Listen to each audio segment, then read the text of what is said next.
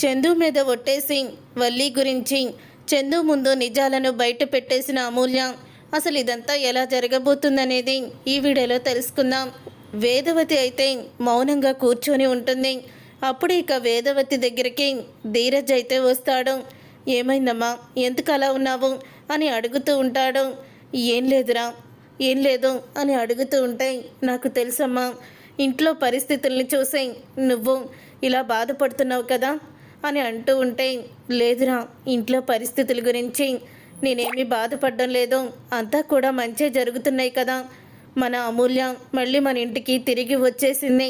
తన మామూలు జీవితాన్ని తను మళ్ళీ కూడా మొదలుపెట్టింది. అంతకన్నా ఏం కావాలి అని వేదవతి అయితే అంటూ ఉంటుంది. అప్పుడు ఇక రామరాజు అయితే అక్కడికి వస్తాడు. నిజమే బుజ్జమ్మ, నువ్వు చెప్పింది కూడా ఆ రోజు నిజం బయటపడడమే కరెక్ట్ అయ్యింది. ఎందుకంటే మళ్ళీ నా కూతురు నా దగ్గరికి వచ్చేసింది. ఆ ఇంట్లో నా కూతురు ఎలా ఉందో, ఎటువంటి ఇబ్బందులు పడుతుందో అని చాలా భయపడ్డాను. కానీ నా కూతురు మాత్రం మళ్ళీ నా దగ్గరికి వచ్చేసింది అని అంటూ ఉంటాడు రామరాజు. ఇక అమూల్య చదువుకుంటానంటుంది, ఇక దాన్ని చదవనిద్దాము అని అంటూ ఉంటే, అప్పుడు ఇక వేదవతి అయితే దాన్ని చదివించడం కన్నా పెళ్లి చేసి పంపించడమే కరెక్ట్ అండి అని అంటూ ఉంటుంది వేదవతి. అదేంటి బుజ్జమ్మ, ఇప్పటి వరకు కూడా తనకి ఈ విషయంలో ఏం జరిగిందో మర్చిపోయావా?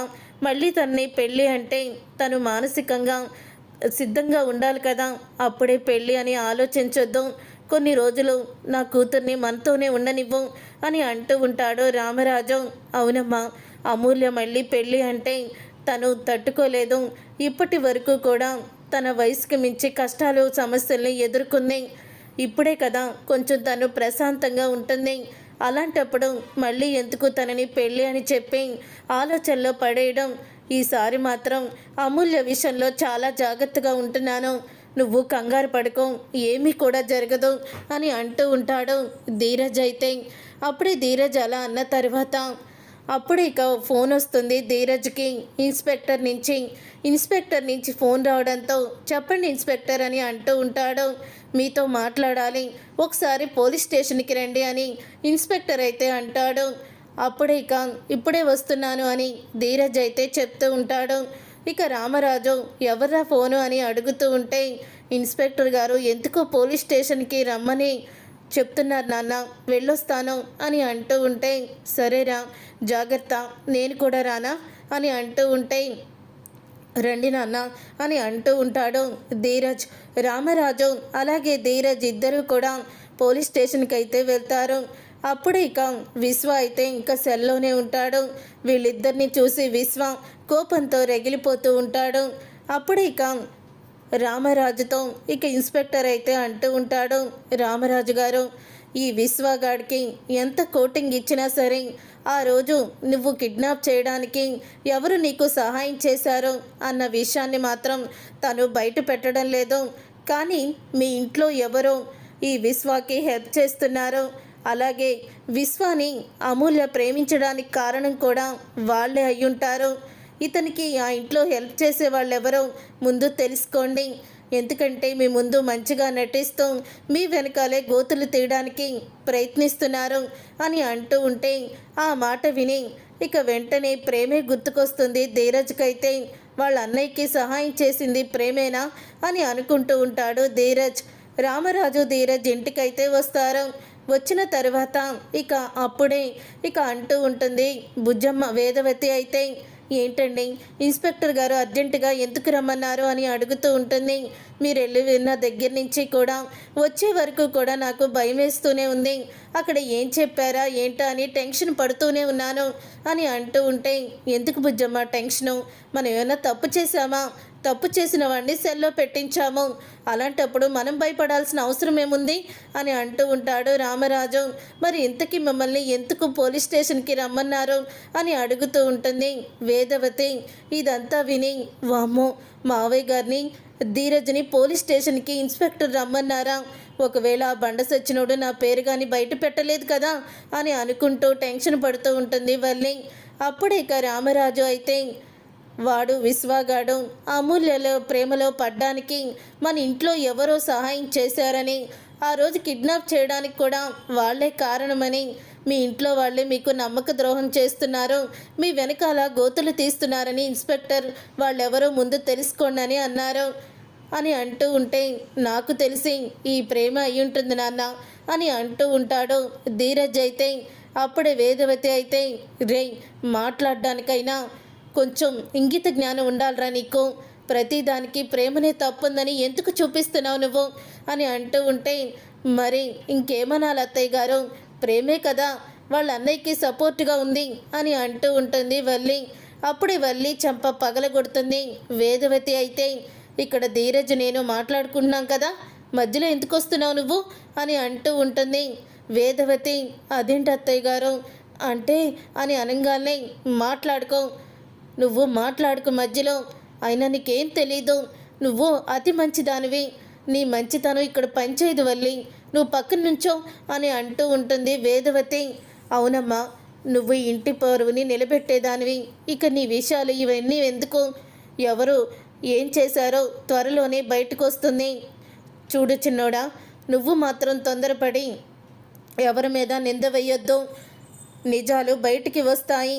ఈరోజు అమూల్య మెడలో తనంతట తానే తాళి కట్టుకున్న విషయం బయటపడిందా లేదా, అలాగే అమూల్యని ఆ విశ్వాగాడితో ప్రేమలో పడేలా చేసింది ఎవరో, ఆ రోజు కిడ్నాప్కి కారణం ఎవరో, మొత్తం నిజాలన్నీ బయటికి వస్తాయి, నువ్వు కంగారు పడద్దు అని అంటూ ఉంటాడు. సరే నాన్న అని అంటూ ఉంటాడు ధీరజ్. అయితే అప్పుడు ఇక వేదవతి వల్లి వైపు కోపంగా చూస్తూ ఒకసారి నవ్వుతూ అలా విచిత్రంగా ప్రవర్తిస్తూ ఉంటుంది వేదవతి వల్లి విషయంలో. అప్పుడు ఇక చందుకైతే అనుమానం వస్తుంది. ఎవరు మాకు నమ్మక ద్రోహం చెయ్యాలనుకున్నారు, ఎవరు మా ఇంటి మాకే గోతులు తవ్వారు, పరువుని తీయాలని చూశారు, ఎవరో తెలుసుకోవాలి. దీనికన్నిటికీ కూడా అమూల్య మాత్రమే సమాధానం చెప్పగలదు. అమూల్య దగ్గరికి వెళ్ళి అడుగుతాను అని చందు అయితే అమూల్య దగ్గరికి వస్తాడు. అమూల్య ఏం చేస్తున్నావురా అని అడుగుతూ ఉంటే, చదువుకుంటున్నానన్నయ్య అని అంటూ ఉంటుంది అమూల్య. అప్పుడు ఇక అమూల్య దగ్గరికి వెళ్ళి, నీ విషయంలో నువ్వు తప్పు చేసావని, దానివల్లే నాన్న ప్రాణాపాయ స్థితికి వెళ్ళిపోయారని నేను నీ గురించి చాలా తప్పుగా అనుకున్నానమ్మా, నన్ను క్షమించు అని అంటూ ఉంటే, అయ్యో అదేంటన్నయ్య అలా మాట్లాడుతున్నావు, నువ్వేం తప్పు చేసావని, ఆ పరిస్థితుల్లో ఎవరైనా కూడా నీకులాగే అందరూ కూడా ఆలోచిస్తారు, నువ్వు నా గురించి ఏమీ కంగారు పడకన్నయ్యా అని అంటూ ఉంటుంది వల్లి. అయితే అప్పుడే నిజం చెప్పు వల్లి, నీ అంతటి నువ్వు ఆ విశ్వాగాన్ని ప్రేమించవు, ఎందుకంటే నువ్వు నాన్న పెంపకంలో పెరిగావు, ఎప్పుడు కూడా అలా శత్రువులతో చేతులు కలపాలని అనుకోవు. నిజం చెప్పు, అసలు నువ్వు ఆ విశ్వాగాన్ని ప్రేమించడానికి కారణాలు ఏంటి? ఆ రోజు నువ్వు అందరూ పడుకున్న తర్వాత ఎందుకు నువ్వు విశ్వాన్ని కలవడానికి వెళ్ళావు? నిన్నెవరు తీసుకువెళ్ళారు? నిజం చెప్పమ్మా అని అడుగుతూ ఉంటే, ఎవరూ లేరన్నయ్య, ఎవరూ లేరు అని అంటూ ఉంటుంది.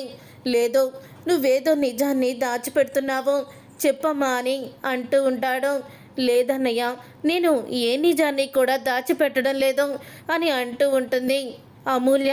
లేదు, నువ్వు అబద్ధం చెప్తున్నావు, నా మీద ఒట్టేసి చెప్పు అని అనగానే ఒక్కసారి షాక్ అయిపోతూ ఉంటుంది అమూల్య. చెప్పమూల్య, నా మీద ఒట్టేసి నిజం చెప్పు అని అనగానే అప్పుడే, అన్నయ్య ఈ నిజాన్ని నేను చెప్పలేను, నిన్ను ప్రేమే కదా ఇదంతా చేయమంది అని అంటూ ఉంటే, లేదన్నయ్య, ప్రేమ వదిన ఎప్పుడూ కూడా అలా చెప్పలేదు, నర్మదా వదిన, ప్రేమ వదిన చాలా మంచివాళ్ళు, మన కుటుంబం గురించి చాలా ఆలోచిస్తారు అని అనగానే, మరి ఎవరు నీ చేతి ఇదంతా చేయించింది చెప్పమ్మా, నీకు ఒట్టేసి నేను కూడా చెప్తున్నాను, వాళ్ళ పేరు నేను బయట పెట్టను అని అంటూ ఉంటాడు. అప్పుడు ఇక అమూల్య అయితే వల్లి వదిన అని అనగానే షాక్ అయిపోతూ ఉంటాడు చందు. అమూల్య అని అంటూ ఉంటే, అవునన్నయ్య, వల్లి వదినే ఆ విశ్వ గురించి నాకు అన్నీ కూడా చెప్పుడు మాటలు చెప్పి దగ్గర చేసింది. ఆ రోజు విశ్వ నీతో మాట్లాడాలని అన్నాడని కరెంటు తీసేసి చీకట్లో నన్ను వాడికి నా అప్పచెప్పింది వల్లి వదినే అని నిజాల్ని బయట పెడుతుంది అమూల్య. చూసారుగా ఫ్రెండ్స్, రాబోయే కథలో ఖచ్చితంగా ఇలాగే జరగబోతుంది. మరి ఇలాగే జరగాలని మీరు కోరుకుంటున్నారా? వల్లి బండారం చందు తెలుసుకోవాలని అనుకునే వాళ్ళు వీడియోని తప్పకుండా లైక్ చేయండి. మీరు చేసే ఒక్క లైక్ మాకు ఎంతో మోటివేషన్ ఇస్తుంది.